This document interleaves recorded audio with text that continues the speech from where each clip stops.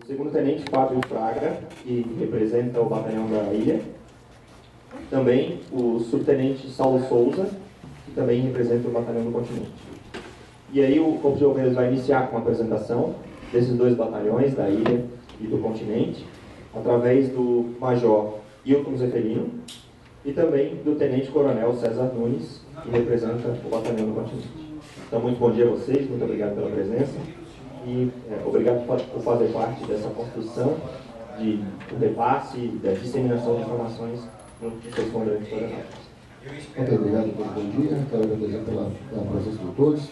Dizer que para o Corpo de Bombeiros é uma situação muito grande, até porque os senhores são contadores, são peças essenciais aí na relação entre o contribuinte final e a atividade técnica do Corpo de Bombeiros.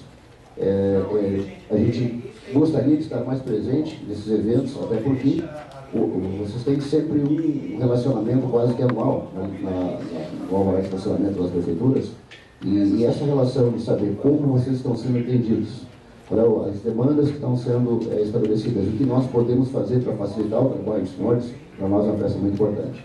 Bom, a gente vai dividir então esse segmento em 4 partes, uma bem rápida, de 5 minutos, que é uma espécie de prestação de contas do que a gente faz no dia a dia na atividade de bombeiro, que é uma corporação única em todo o Estado, que para efeito dessa apresentação nós estamos divididos em 2 segmentos. O primeiro batalhão, que tem a responsabilidade, uma circunscrição operacional administrativa na parte da ilha e uma parte continental de Florianópolis, tá? E o 10º batalhão, que compreende 13 municípios na grande Florianópolis, certo? Então vamos lá. Bom, nós temos como atendimento ao público apenas uma das nossas atividades.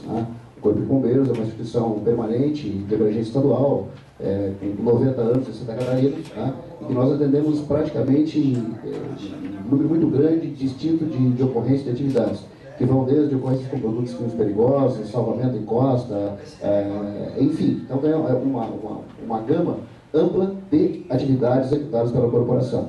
E aí mostra a necessidade de que a gente tenha esse relacionamento com o público e que a nossa eficiência e eficácia seja cada vez melhor para poder atender essas demandas. Certo? Bom, também como somos instituição permanente, nós estamos previstos na Constituição Estadual, na Constituição Federal e uma ampla gama da legislação federal, complementar, estadual e assim por diante. Ou seja, a sustentação jurídica da nossa instituição, como permanente, ela precisa efetivamente estar sustentada, e aí estão os amparos para as nossas ações como um todo. No caso do 10º batalhão, nós temos uma abrangência de 10 municípios, certo? São 13 municípios. A apresentação aqui ela ficou um pouco recolhida em função do modelo, tá? Mas nós estamos em 13 municípios, onde nos 4 primeiros municípios, São José, Palhoça, Biguaçu, Santa Maria da Imperatriz e Governador Celso Ramos, nós estamos presentes com todos os serviços. Ou seja, nós temos lá atividade de atendimento pré-hospitalar, atividade de combate a incêndio, também atividade técnica sendo realizada nesses municípios. No município de Antônio Carlos, nós estamos somente com o escritório de atividade técnica, ou seja, nós temos um bombeiro por dia, que está lá no município recebendo as solicitações, recebendo os projetos, certo? E realizando as vistorias. E agora, recentemente, cerca de 60 dias, nós ativamos uma modalidade diferente, no município de Rancho Queimado, Unitápolis, Angelina e Paulo Lopes, onde nós estamos com um único bombeiro fazendo atendimento 2 dias em Paulo Lopes, e 2 dias ele faz lá em cima em Rancho Queimado, fazendo as vistorias do município de Anitápolis, Rancho Queimado e Angelina. Ou seja, é um profissional fazendo o atendimento aí de 4 municípios, certo? Então, onde era necessário o contribuinte vir até Florianópolis, até São José, ou então ao quartel mais próximo, agora está mais fácil porque ele vai poder se dirigir a esses municípios para poder fazer a solicitação ou entregar o projeto. E São Bonifácio, Rancho Queimado e Águas Mornas, nós ainda estamos atendendo com a proximidade, certo? Bom, nós então atendemos aí uma série de demandas aí nesse entroncado eixo aí da Grande Florianópolis, que pega aí a BR-282 e pega a BR-101 e o grande fora de desenvolvimento aí da atividade. Nós também temos aí 110 quilômetros de praias, e que a partir aí de agora começamos com a Operação Veraneio, aí com capacidade de atender até 10 milhas da costa, embarcações não só de pesca, mas também embarcações de passeio, aí, quer seja no final de semana ou assim por diante. Essa é a nossa articulação no batalhão, certo? Nós estamos divididos em 3 companhias, que são uma espécie de subseção, principalmente nos municípios de Palhoça, São José e Biguaçu, e onde nós estamos as atividades técnicas, os nossos escritórios, de onde saem efetivamente as vistorias e onde é realizado aí as atividades técnicas como um todo, certo? Bom, no grupo de atendimento, tá, nós atendemos em 2014 este volume de ocorrência, certo? Nós estamos aí com 10.500 vistorias realizadas de diabetes em todo o batalhão, próximo de 1.300 vistorias de diabetes, né, 10.000 em funcionamento, ou seja, o funcionamento está ligado ao alvará e as vistorias para a obtenção do ABITS, que é um documento emitido pela própria prefeitura, mas de que nós compomos entre aqueles necessários para a emissão desse documento a vistoria para obtenção. Ou seja, a regularidade e a atividade técnica com relação à prevenção e segurança contra incêndio. No grupo de atendimento de praia, no ano passado são 180.000 ocorrências, e no grupo de atendimento de emergência, 7.700. Então, isso acaba sendo um volume considerável, né, para a demanda que nós temos, certo? E o que nós temos de recursos humanos para atender em toda a área desse batalhão, para todo esse volume de atividade, são de 146 bombeiros, onde a gente tem aí um efetivo muito reduzido. Portanto, significa dizer que nós estamos trabalhando muito para poder dar conta dessa demanda, e a gente tem uma média de crescimento aí de 5% ao ano. Então, além dos problemas que nós não vamos acertar, que isso aqui não é uma forte discussão de problemas, certo? Bom, de uma maneira bem simplória, tá? E até atendendo às demandas, os senhores têm a facilidade de entrar nesse site lá de cima, tá? Onde está lá simbolizada a página, e vocês vão encontrar essa página. Depois, logo adiante aqui, vocês vão encontrar Serviço ao Cidadão. Tá? Nesse Serviço ao Cidadão, vocês podem, no caso específico de vocês, seus contadores, vocês vão entrar na área Vistoria. E a partir da vistoria, como muitos de vocês já fazem, vocês vão encontrar lá uma série de informações que são bem específicas e que mostram o que é alta complexidade, que a gente vai discutir. Acho que as perguntas são mais interessantes em relação a essa atividade, certo? Então, eu deixo a palavra com o Major Hilton, que a partir de agora a gente fala sobre o primeiro batalhão, certo? E depois nós passamos à próxima etapa aos dois técnicos que vão responder e a gente uma maneira conjunta. Obrigado. Bom, senhores, bom dia.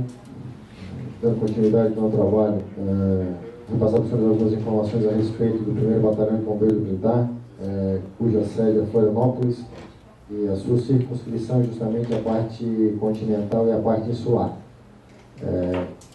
Mesmo não tendo uma área territorial tão abrangente, nós temos um contingente populacional expressivo e uma demanda de empresas e áreas para funcionamento na mesma proporção, né?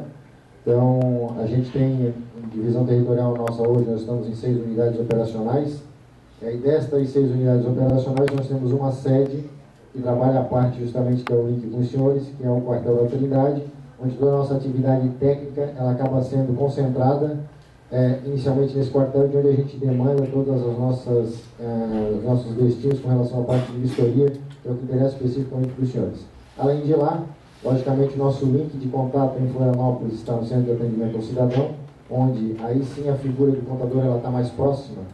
E aí a solicitação pessoal de vistoria ela acaba acontecendo ali, e dali esse processo ele acaba indo para a Trindade, onde a gente acaba fazendo a nossa distribuição territorial para que a gente possa fazer o encaminhamento dos senhores. Falar um pouco de números, apesar de não ter apresentação, os primeiros 9 meses desse ano, com relação à atividade de funcionamento, em Florianópolis já foram mais de 11.000 procedimentos, então é um número pesado, considerando aí que janeiro e fevereiro são meses em que há uma baixa natural, né, em razão até da própria temporada, da própria arrefecimento com relação à atividade econômica. Após fevereiro ela começa a crescer novamente, então vamos considerar em 7 meses aproximadamente a gente fez 11.000 procedimentos. Estamos trabalhando, é uma demanda alta, com certeza grande, considerando ao nosso efetivo. Hoje nós temos aproximadamente 180 profissionais para atender toda a parte operacional de prevenção em Florianópolis, mas a gente tem labutado bastante, tem superado a cada dia as nossas metas. Também que Fraia, depois eu vou falar um pouquinho sobre o tema, mas superar as nossas necessidades para que a gente possa atendê-los bem. A gente sabe que a gente ainda tem problemas a serem vencidos, prazos a serem reduzidos, mas não tenho dúvida que nós estamos trabalhando a cada dia para rapidamente atendê-los. A página do Bombeiro vem ao encontro desse trabalho para tentar otimizar cada vez mais, e os senhores são um papel fundamental, até porque o processo de funcionamento de vistoria nasce, via de regra, dos senhores e das senhoras. Então, as informações basilares para que a gente possa fazer essa vistoria e agilizar o nosso procedimento também perpassa pela mão dos senhores e das senhoras. Isso é importante destacar, porque esse link é que é o fator decisivo para a vistoria ser mais fácil de ser realizada e mais fácil de ser entregue para os senhores, que naturalmente acaba sendo finalizada no próprio cliente de vocês, que também acaba sendo o nosso próprio cliente. Estamos trabalhando, é um trabalho pesado, realmente, a demanda ela é crescente. Eu ouso dizer até para o Coronel César que eu acho que ela cresce até mais que 5% ao ano. A gente tem uma demanda reprimida gigantesca, mas estamos trabalhando no tema. E nos colocamos à disposição. Eu creio que agora as perguntas e os questionamentos virão ao encontro daquilo que a gente vai poder esclarecer para vocês. Mas, sem dúvida, a parceria dos senhores é essencial para que o trabalho de prevenção possa fluir e, naturalmente, seus clientes sejam bem atendidos e possam ter estabelecimentos com segurança de acordo com as normas da corporação. Muito obrigado. Passo, então, ao nosso apresentador para a gente continuar o nosso trabalho. Então, tá. Muito obrigado, Tenente Coronel César Nunes, pelas palavras. E uma pergunta que eu gostaria de fazer já de início nós vivemos de uma cidade que ela tem um arcabouço histórico e as construções elas remetem a uma época em que nós não tínhamos as legislações de hoje. Então a gente tem prédios como o próprio que a gente está, que é o edifício de Azel, que não consegue, nas suas características, respeitar todas as legislações que hoje estão em vigor. A gente tem a Conselheiro Mafra, que tem uma série de construções também nessa condição. Temos o prédio ao lado, o edifício Aliança, e tantos outros aqui na região que não conseguem, do ponto de vista legal, se enquadrar nas condições atuais. Qual é o entendimento do Corpo de Bombeiros disso e o que a gente pode fazer como contador ou como aquelas pessoas que atendem os clientes que têm as suas necessidades de negócio nesses locais para conseguir estruturar? Já existe algum arcabouço legal? O que a gente pode fazer para viabilizar a atividade econômica nesses locais? Boa tarde a todos. Eu sou o Tenente Fraga, trabalho na seção de análise de projetos, mais especificamente lá junto ao setor de atividades técnicas. Então, com o advento da Lei 16157, que é de 11/11/2013, a gente possibilita o quê? Regularizar aquelas edificações construídas antes dessa data. Então, edificações construídas antes de 11/11/2013, que é, no caso, a grande maioria das edificações do centro aqui de Florianópolis e as edificações históricas aí no geral, a gente pode fazer o quê? Que é um plano de regularização de edificação. E eu não sei se os senhores estão lá no conhecimento, mas é o nosso famoso PRE. Então, esse PRE possibilita essas edificações construídas antes dessa data que se cria um cronograma de obras, e a partir desse cronograma de obras a gente estipula a data, estipula metas para serem cumpridas por parte do responsável por aquela edificação, e assim, com a assinatura desse PRE, é liberado um atestado de edificação e regularização. Então, a partir da assinatura desse PRE, a edificação se torna regular, ou se torna em regularização perante ao Corpo de Bombeiros. E isso possibilita, então, que ela consiga os outros alvarás aqui, que Prefeitura, Vigilância Sanitária, e os outros que são importantes ali para a sua atividade, seja ela comercial, industrial, o que seja. Então, a assinatura desse PRE, que é o Plano de Regularização de Edificação, possibilita que as edificações antigas elas estejam regulares junto ao Corpo de Bombeiros. Esse é o grande viés aí da legislação. Perfeito. Se não me engano, esse cronograma pode ser até 2 anos, é isso? Com a aprovação da lei, tem-se um prazo de até 5 anos para a regularização desse imóvel. Porém, o prazo inicial, com a assinatura desse PRE, que é o cronograma de obras, a gente estipula prazos que variam em torno de, no máximo, 2 anos, podendo ser prorrogado antes do vencimento da data. Ele pode ser prorrogado e, na realidade, as datas são definidas em um acordo, hein? A pessoa interessada, ela senta conosco e a gente vai debatendo datas ali que ela julga importante e que ela possa cumprir, né?